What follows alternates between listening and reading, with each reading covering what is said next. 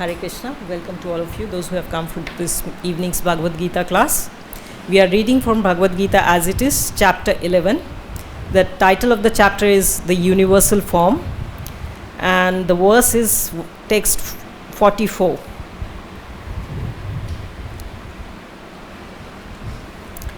Tasmat pranamya pranidhaya kayam prasade tvam aham ishamidhyam pitveva putrasya sakheva sakhyu priyaha priyayarasi deva sodum. Now we will read word by word translation. I'll read and then you please repeat after me. Tasmat, therefore, pranamya, offering obeisances. Pranidhaya, laying down. Kayam, the body. Prasadaye, to beg mercy. Tvam, unto you. Aham, I, Isham, unto the Supreme Lord. Idyam, worshipable. Pita eva, like a father. Putrasya, with a son. Sakha eva, like a friend. Sakhyu, with a friend. Priyaha, a lover. Priyaya, with the dearmost. Arhasi, you should. Deva, my lord. Sodum, tolerate. Translation and purport by His Divine Grace, A.C. Bhaktivedanta Swami Srila Prabhupada. A.C. Bhaktivedanta Swami Srila Prabhupada ki jai. You are the Supreme Lord, to be worshipped by every living being. Thus I fall down to offer you my respectful obeisances and ask your mercy. As a father tolerates the impudence of his son, a friend the impertinence of a friend, or a husband the familiarity of his wife, please tolerate the wrongs I may have done you. Purport: Krishna's devotees relate to Krishna in various relationships. One might treat Krishna as son, one might treat Krishna as a husband, as a friend or a master. Krishna and Arjuna are related in friendship. As father tolerates or the husband or a master tolerates, so Krishna tolerates. Om Ajnana Timirandhasya Jnananjana Shalakaya Chakshur Unmilitam Yena Tasmai Shri Guruve Namaha Shri Chaitanya Mano Abhishtam Sthapitam Yena Bhutale Swayam Rupa Kadamayam Dadati Sapadantikam Vandeham Shri Guru Shri Utpadakamalam Shri Gurun Vaishnavamsha Shri Rupam Sagrajatam Sahagana Raghunathanvitam Tam Sajivam Sadvaitam Savadhutam Parijana Sahitam Krishna Chaitanya Devam Shri Radha Krishna Padan Sahagana Lalita Shri Vishakha Vitamsham He Krishna Karuna Sindhu Dina Bandhu Jagatpate Gopesha Gopika Kanta Radha Kanta Namastute Tapta Kanchan Gaurangi Radhe Vrindavaneshwari Vrishabhanu Sute Devi Pranamami Hari Priye Vansha kalpatrubhyascha kripa sindhubhya eva cha patitanam pavnebhyo vaishnavebhyo namo namah. Jai Shri Krishna Chaitanya Prabhu Nityananda Shri Advaita Gadadhar Shivasadi Gaur Bhaktavrinda. Hare Krishna Krishna Krishna Hare Hare Hare Ram Ram Ram Hare Hare. Namam Vishnupadaya Krishna Presthaya Bhutale Srimate Bhaktivedanta Swaminiti Namine. Namaste Saraswati Deve Gauravani Pracharine Nirvishesha Shunyavadi Paschatya Desha Tarine. So we'll read the translation again. You can repeat after me. You are the Supreme Lord, to be worshipped by every living being. Thus I fall down to offer you my respectful obeisances and ask your mercy. As a father tolerates the impudence of his son, a friend, the impertinence of a friend, or a husband, the familiarity of his wife, please tolerate the wrongs I may have done you. So after Krishna reveals his universal form, we saw that there was a change of relationship. His mood changed from friendship, or even as he had accepted him as a spiritual master also, but then now he began to see Krishna with awe and reverence. And after seeing the universal form, Arjuna understood that in the past he was very casual with his dealings with Krishna, and he was feeling sorry. Starting even from verse 41-42, he said that sometimes I addressed you casually, so please forgive me. And in the same lines, thereafter, next verse, he glorifies Krishna, that you are asama uddhava, in a sense, not the same words, but no one is equal to you or greater than you. And this verse, he is asking that please overlook my faults. And as in familiar relationships, when we are close to someone, we are always tolerating each other and overlooking their faults, because everyone has some fault, and especially as a conditioned soul, all of us have faults. And we do overlook, and we must overlook if we have to have happy relationships within this world. It's not possible to have perfect relationship where we see have someone having no faults. We are all conditioned living beings, so we have our own quota of anarthas. We may try to improve upon something, and we may achieve it, or we might have seen that sometimes we do commit some mistake. And Krishna teaches us that lesson, and we think that we have learned the lesson very well. And if the situation comes again, we'll not deal in a similar manner, or will not repeat our actions, or my urges take over me, and I will behave in a more appropriate manner. But when the situation comes, again we fall into some same trap. It's very embarrassing, but we keep trying. But here, what is Arjuna's conclusion is that he is seeing that Krishna is supreme worshipable Lord, and that's what we hear, Ekala Ishwar Krishna Arso Bhritya. So knowing that, since he is supreme worshipable, he falls down to offer obeisances, and that should be our mood also. We should offer obeisances and ask for mercy and forgiveness. So even to notice that we commit mistake, we have to be conscious. We have heard, many of you must have heard, Prabhupada said, first be conscious, then we can become Krishna conscious.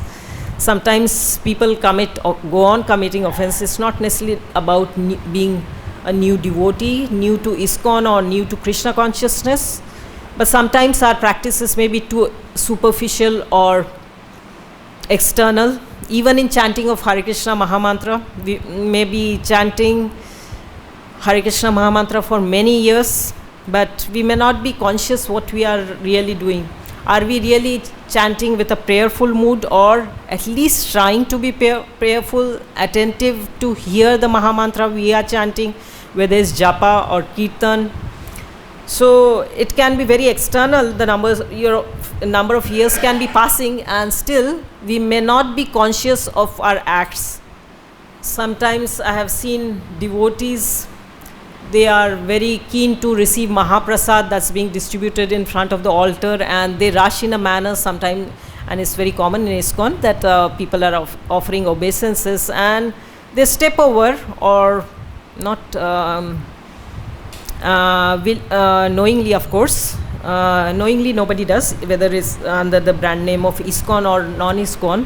Nobody does it knowingly, but even after noticing that their feet touched, or maybe might have hit hard also sometimes.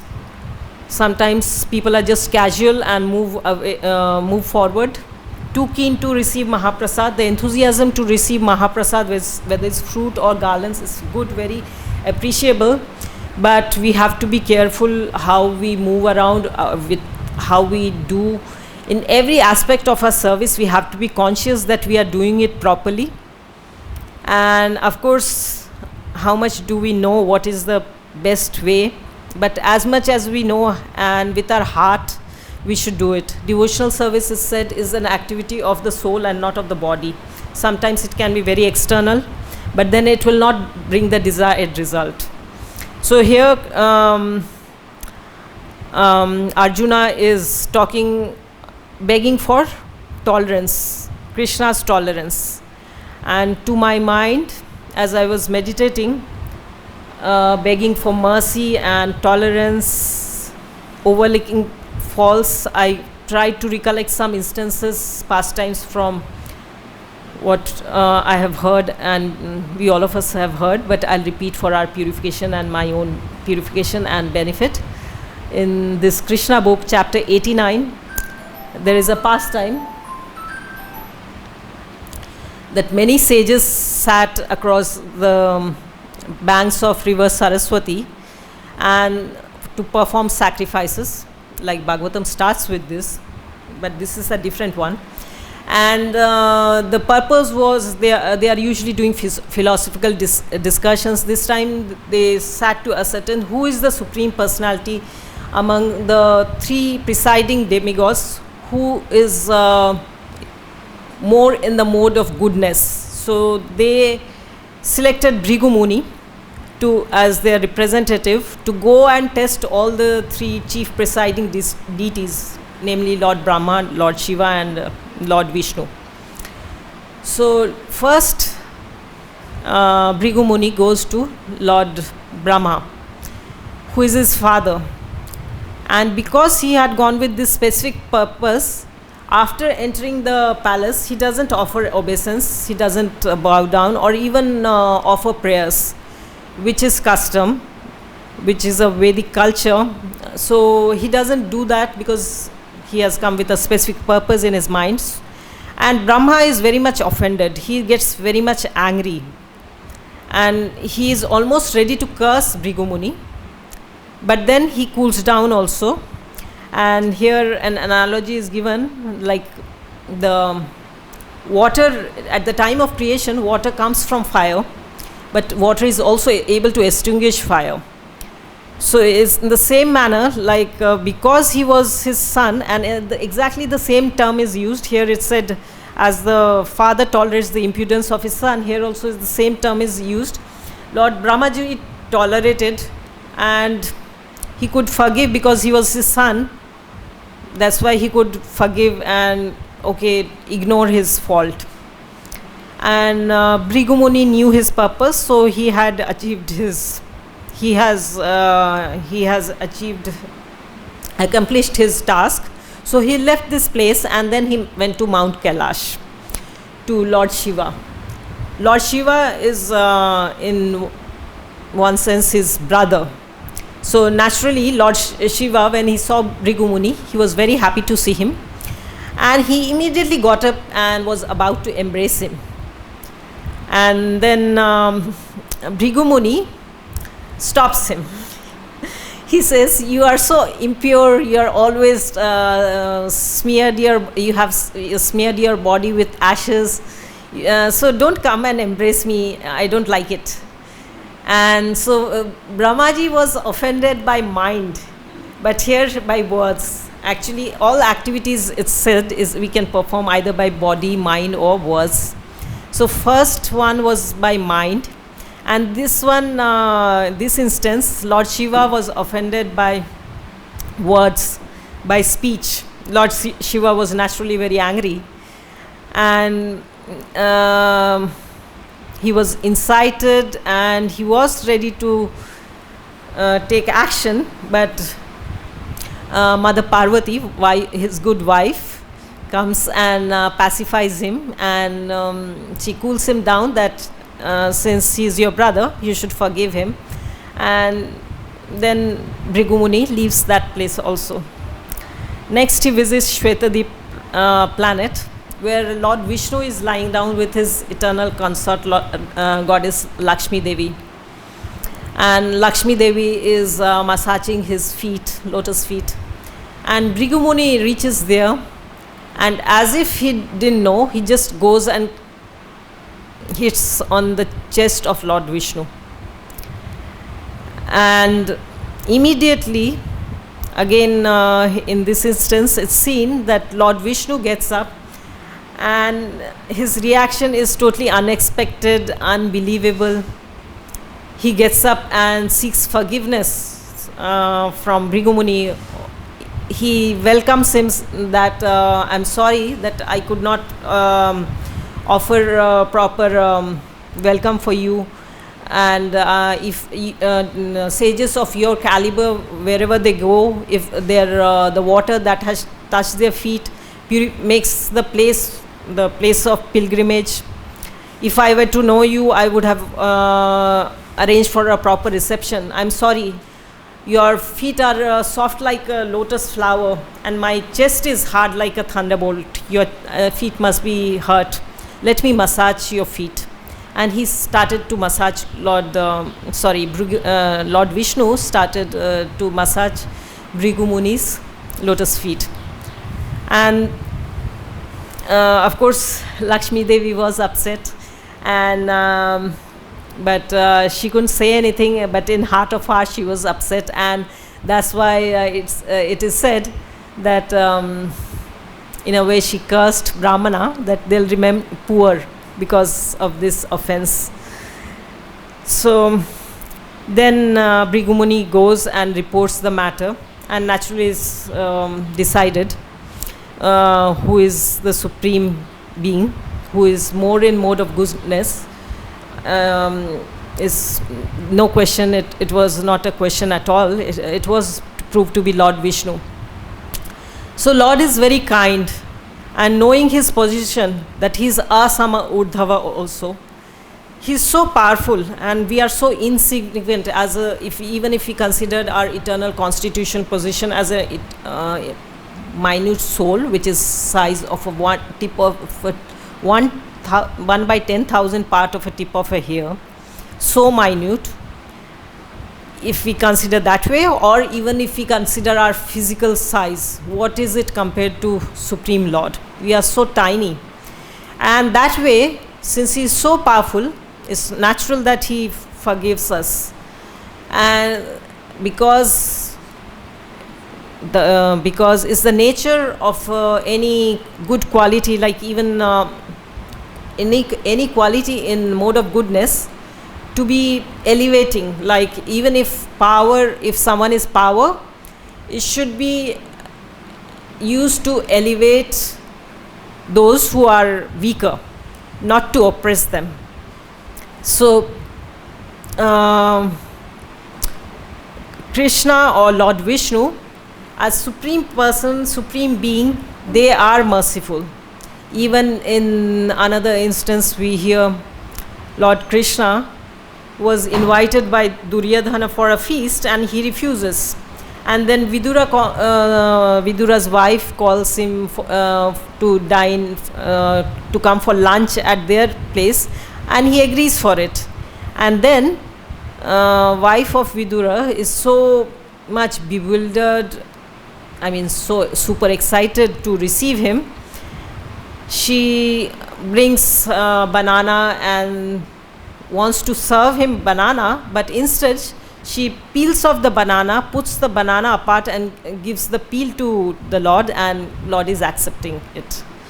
So here is an example of how he overlooks the fault, and he's super happy. Krishna doesn't complain, doesn't think, oh, she's so silly, and after Vidura comes and he notices this and he's so sorry about it. But Krishna is so happy because he is overtaken by love of his devotee. Similarly, in Ramayana we have heard Shabari.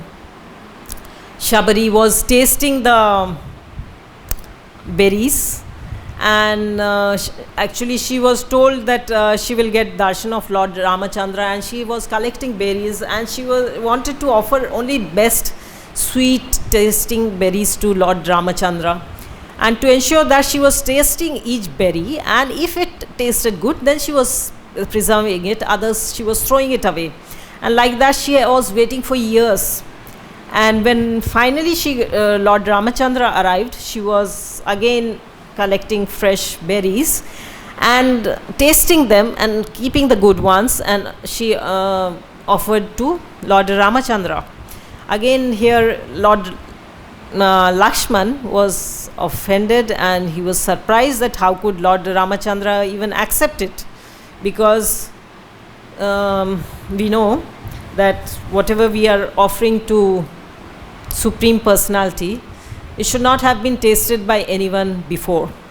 And it is not just that it is like a cooked item where she has tasted a part of it, she has tasted the part of the berry, and this is totally unacceptable by ordinary standards. Even common person, people in India know this, that it's not proper what to speak of Supreme Lord even to another person within a family member. Maybe it's still okay, but it's generally not proper etiquette to offer to anybody, and what to talk of Supreme Lord or any respectable personality like that. So, but Lord Ramachandra says that he has never tasted any fruit so tasty ever before. This is the nature of Supreme Lord, that he wants to taste the love of his devotee. What is an ordinary berry for Lord Ramachandra, or a banana, even if the banana were to be offered to Lord Krishna instead of the peel? Everything comes from Krishna. He is not attracted, even if somebody offers him dry fruits which may be so attractive to me, some particular dry fruit may be attractive to me, or maybe all the kinds of dry fruits, but for Krishna everything comes from him. He is not attracted to any particular taste of a food item or fragrance of a flower, but he is attracted by devotees' love. So Krishna is so kind, but what should be our attitude? Should we be casual in our services, knowing that Krishna is so kind, he is forgiving? Can we go on casually? Of course Krishna is kind, but if we tend to be casual, then our progress will be casual only. It will be slow. But if we are conscious, even if we don't perform a service perfectly, but if we desire, even because how and what can we do perfectly? A conditioned soul has 4 defects, and one of them is to commit errors. We always commit mistakes. Sometimes we notice this and sometimes we do not. Especially at the end of DT worship, we have set of prayers for seeking forgiveness. It's not necessary we recite all the prayers, but at least some of them we should chant. And again, they should be chanted with heart. It should not be mechanical. And if we are sincere in our prayers, Krishna will acknowledge our intentions and help us to improve. But if we are negligent, it will, in fact, our tendency or propensity to, or negligence will increase more, and will be degraded. So this happens to many people or even devotees. If they are not careful in their practices, whether it's DT service or any service, then although we may be performing some external activities which is so-called devotional service, but it is not really, if it is not done with a devotion in heart, it's not really a devotional service. Then it remains an external activity of the body, and it does not really please Krishna. And gradually it will cause our degradation. Like it can cause a serious fall down, or we may be degraded to even lower species of life. In next life we may get a lower form of a body if we do not utilize our this opportunity that we have got, the rare opportunity provided in the human form of life. If we are not careful in how we are performing our services or activities, dealings not just with Supreme Lord, even with devotees, we may we will have to, everything brings a reaction except if it is done for Krishna. And if we are not situated properly in proper consciousness, how can we be connected with Krishna? Then it's just an external activity, and of course it will bring a reaction. If it is done with a proper consciousness, with the desire to please Krishna, even though we may commit offenses, Krishna can overlook it. I also heard a very nice instance. I heard it's mentioned in Jaiva Dharma. We have a common experience in India, maybe we have come across, at least I have an experience, that mouse is very fond of this ghee wicks. So if you have left a lamp overnight with the ghee wick lying there, you will see the ghee wick has disappeared. One reason could be the strong fragrance of ghee attracts them, like even to catch them into trap, we apply ghee to chapati or something like that, because that fragrance of ghee can attract them and they are trapped. But maybe they like very much ghee. So, and even they eat cotton. Recently I had a instance where there was a mouse and it destroyed my packets of ghee wicks, which was not with ghee, it was only the cotton, but still. So one time a mouse went to, again in being greedy about the ghee, he went to taste the ghee in a lamp where there was a lot of ghee, and because it was still burning, the ghee was very hot. So it burnt his mouth and it burnt its body. Their mouse is usually very small, so it's burnt his body, and the mouse died. But because the lamp was in front of Supreme Lord took this act as that the mouse was trying to offer me aarti. So he gets a human body in next life and he becomes a pujari. That is Supreme Lord. He's so kind. But knowing his kind and merciful nature should not make us relaxing or casual. We should be conscious, we should be very perceptive of how we are doing and what we are doing. If we are perceptive, then we can try to improve if we notice that we have committed some offense. And like Krishna says, Tesham eva anukampartam aham ajnanajam tama nashyami atma bhavasto gyan dipena bhasata. With a shining lamp of knowledge, I dispel their darkness of ignorance. So this is 10.11.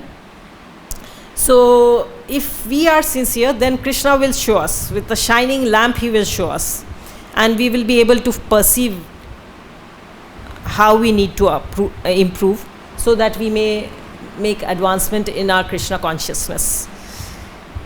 If we are intending to improve in Krishna consciousness, or performing our services carefully and sincerely with an intention to make advancement in Krishna consciousness and to please Krishna, Krishna will help us in that direction. And if we are negligent, Krishna will help us to do that also. Like Krishna says, Matta Smritir Jnanam Apohanam Cha. So he gives knowledge, he gives forgetfulness also. So if we want to forget Krishna, Krishna will give that opportunity also. It happens, like Prabhupada says, that when these monkeys in Vrindavan, they were also devotees in their past life, but because they have not achieved the supreme success, ultimate goal, and they have fallen down from their practices. So they have got a monkey body. Still in Vrindavan, Krishna is kind, still they have got a body, another life in Vrindavan. And they may be coming back, getting able to come back to human form of life very soon. I have seen even the animals in Vrindavan are so special.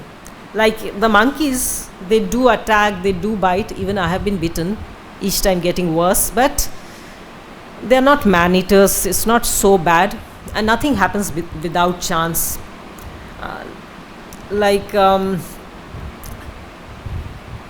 In our VIG, the kitchen and the temple room, there's quite some distance we have to go with the plate. But it has never happened. I was doing for Bhoga offering for a long time in the past, every day. Now it's not so often, but I was doing for a long time. It has not happened even one day that while I was carrying Bhoga plate, I was attacked by monkey. Although they are so much attracted by food and they are attacking whenever we are carrying vegetables, but when I am carrying plate for Krishna, they have never attacked me.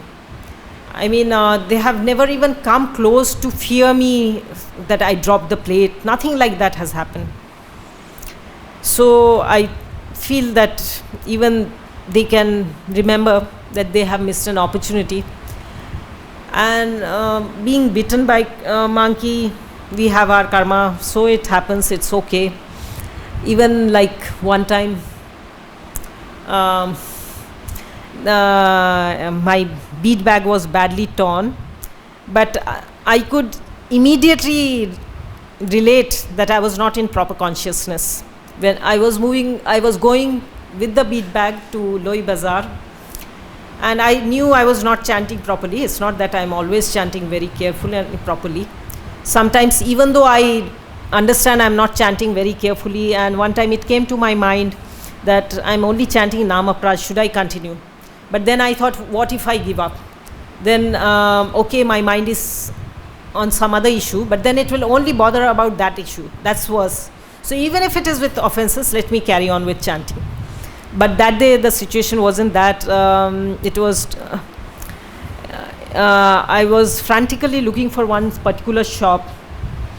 There was some reason behind it. That story would be too long. So I was looking for some shop, and in my mind I was so badly looking for that shop that although I was chanting, but it was not just with Namaprata, it was too bad. And at some point monkey came and was pulling the bead bag. The beads remained and the bag was badly torn, and I could immediately understand, because I have heard before also one devotee, very senior devotee, shared with me that 2 times they were were threatened by on a gunpoint, not within India, and both the instances they were not with their bead bags. So this Hare Krishna Mahamantra, our beads, are a very powerful weapon. We can see Prabhupada, even whether he's giving an interview, talking to a press person, he always had his hands within bead bag. I don't have it now. But he always had his hands within the bead bag. It's really a powerful weapon. And we have to be conscious that Krishna is non-different from his name. And being a conditioned soul, sometimes we may be overpowered by some external forces and commit offenses, but Krishna will protect us. And such untoward instances, whenever they happen, they bring us such nice lessons that, I don't know, for me at least, it's such a nice experience. And it is not that I'm hurt. In fact, I'm more inspired to learn more lessons and improve upon myself. Whenever such things happen, I'm so thankful to Krishna when I'm able to see, sometimes immediately and sometimes not immediately after some passing of time. Krishna is very kind to teach us lessons, and not that every time we learn the lessons perfectly. Sometimes some lessons have to be repeated time and again, but Krishna is a very kind teacher, and he gives us lesson according to what we can take. That's another very kind nature of Krishna. Like Krishna says, when I am specially merciful, I take away all the opulences, harishyat dhanam. And this may be very discouraging to new devotee or even devotees who have been in the movement for long, because money is like honey. It's very dear to everyone. So if getting close to Krishna means taking away money, many would not come join this movement. But Krishna is very kind. He will give us that test when we are ready to take it. Krishna gives us that strength. Like Prabhupada also, when he was trying to do business, he was not doing with just for material happiness or to increase his material comfort. He was, even while being in Grihastha life, he was trying to help his god brother. He was so sincere in his heart, but his business was making, in spite of his best efforts, his business was not making good profits. Sometimes it would make good profits, but again it ended up in loss. People cheated him. And then Prabhupada took this as Krishna's signal, Krishna's sign for him to retire. And he checked with his god brothers, and they confirmed that yes, Krishna is asking you to retire. Prabhupada was not hurt that why I am making loss. He did think over it, but he was not disheartened, because anyway he was trying to serve Krishna. And if he thought, if Krishna wants to me to work hard in a poverty-stricken way, it doesn't matter. Material opulence did not matter him. He started from scratch. He didn't leave home taking away whatever savings he might have had, because as a family man he must have saved something, but he didn't leave with the money. Okay, anyway this wife is not supporting me and she's not Krishna consciousness, let me take my savings and then go and try to further this, or try to further my Krishna consciousness and preach this and please my Guru Maharaj. That was not his intentions. He went out, he left the home without anything. He left India with a small amount, which is which if we really think is a ridiculous amount. But Krishna shows that how Krishna maintains. He never spent that money. He didn't have to. He was taken care by Krishna. Although when he landed in USA for the first time, he didn't know where to go. He didn't know whether to go left or right. But he was protected. He was taken care. May not be always in opulent condition, maybe very harsh condition, difficult situation, but he tolerated. Of course, as a pure devotee, whatever quality we talk, whether being merciful, tolerant, forgiving, we can see all within Prabhupada, how much he tolerated difficult circumstances to bring about this movement, even not just establishing ISKCON, but even days after, to cultivate devotees who were coming from a total different background, who knew nothing but had developed some faith in the process, had some faith and respect for Prabhupada, and were ready to do anything for Prabhupada to please him. But at many times, because the way their culture is, or as I hear, even in the Christian society, in the Christian religion, there are commandments like, of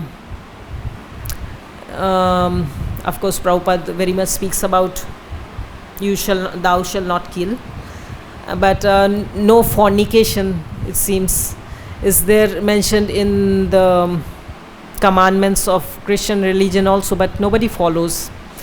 And it looks like this, when the four regulative principles are told to them, it looks like something very impossible task, how they will ever do it.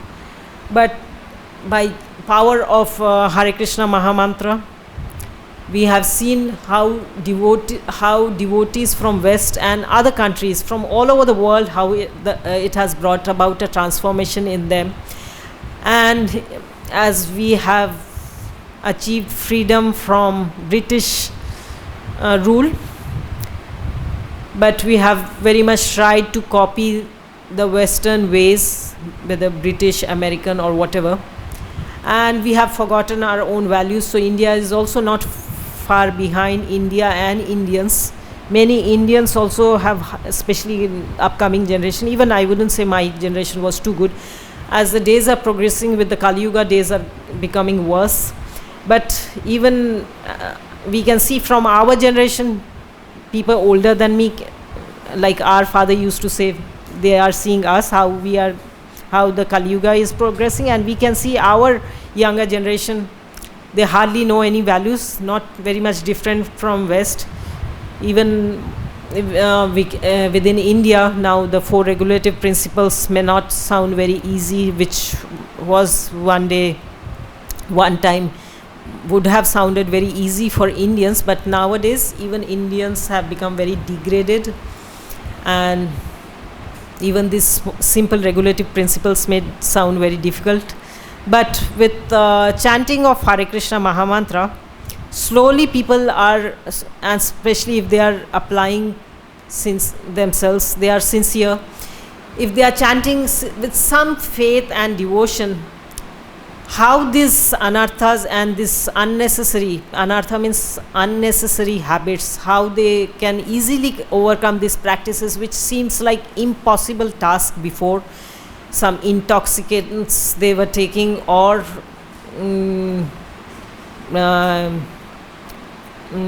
illicit practicing illicit sex, or even simple thing like giving up eating meat, tea, coffee, anything and everything looks so difficult. But once they start chanting, Krishna helps them, and people are able to give up such practices.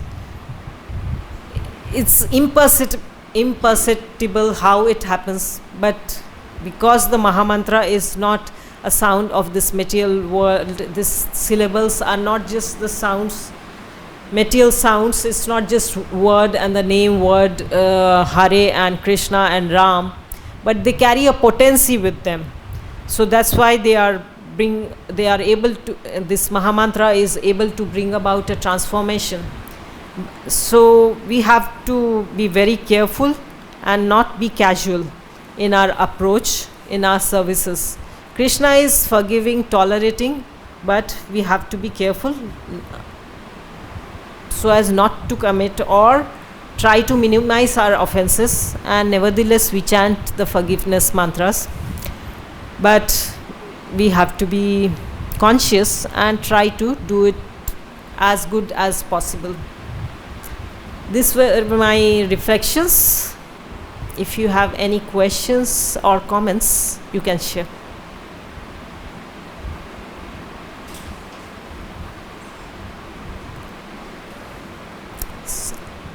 Okay, I think we can end here.